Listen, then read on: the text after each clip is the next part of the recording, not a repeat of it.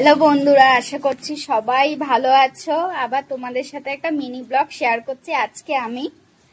আজকে আমি একটা স্পেশাল জিনিস বানাচ্ছি আমার বাড়িতে। হঠাৎ করে যাই না কেন বিকালবেলা ইচ্ছা হলো যে কিছু একটা বানাই, ঘরে যখন সবই আছে। তাই আজকে আমি প্রথমবার নিজের ইচ্ছে বানাচ্ছি পিৎজা। এখানে আমি পনির, সেই তোমাদের ভিডিওতে দেখিয়েছি মা পনির বসিয়েছিল, সেই পনিরটা আমি এখন এটা হালকা ফ্রাই করে নিচ্ছি। বানাবো হচ্ছে পিৎজা। তাই পিৎজাটা করব, তার জন্য পনিরটা আমি লঙ্কার গুঁড়ো, হলুদ, নুন, টক দই আর একটু কাসুরি মেথি দিয়ে ভালো করে বাটারে ফ্রাই করে নিচ্ছি।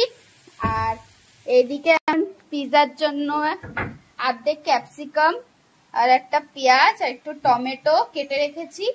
দেবো হচ্ছে আর একটা জিনিস দেব, সেটা এখনো ফ্রিজ থেকে বার করা হয়নি, সেটাও দেবো। আর ডোটা এখনো মাখা হয়নি, মাখবো।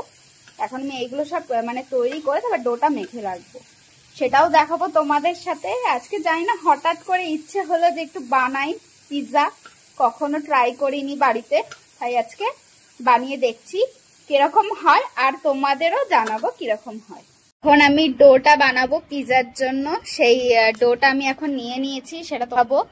এখানে আমি নিয়েছি ময়দা, তারপর নিয়েছি এখানে বাটার, চিনি, নুন আর বেকিং সোডা দিয়ে দই দিয়ে ভালো করে ডোটাকে আমি এখন মাখাবো।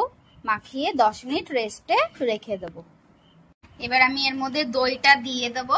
আর এটার মধ্যে কোনো জল যাবে না, আমি সম্পূর্ণটা টক দই দিয়ে মাখবো সুন্দর করে।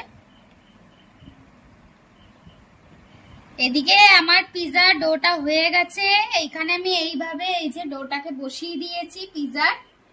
এবার আমি এর মধ্যে দেব অল্প মিওনিজ ডোটায়, তারপরে মিওনিজ আর এখানে আমার শেজওয়ান সস দিয়ে দিলাম। ভালো করে এটা ম্যাশ করে নেব ভালো করে চারিদিকে।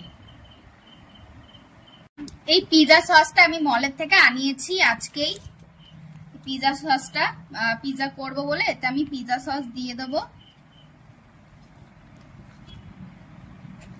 পিৎজা সসটা দিয়ে তারপরে চামচ দিয়ে ভালো করে চারিদিকে মাখিয়ে নেব। এখন এই কিউব চিজটা আমি এই পিৎজার মধ্যে ঘষে দেব ভালোভাবে। চিজ পিৎজার মেন চিজ, যত দেবে তত টেস্ট, তাই তো মা? তাহলে আজকে পিৎজা খাচ্ছো? হ্যাঁ, হোমমেড পিৎজা। হ্যাঁ, একটু বেশি করে দে চিজ। দিচ্ছি। বাও, আমার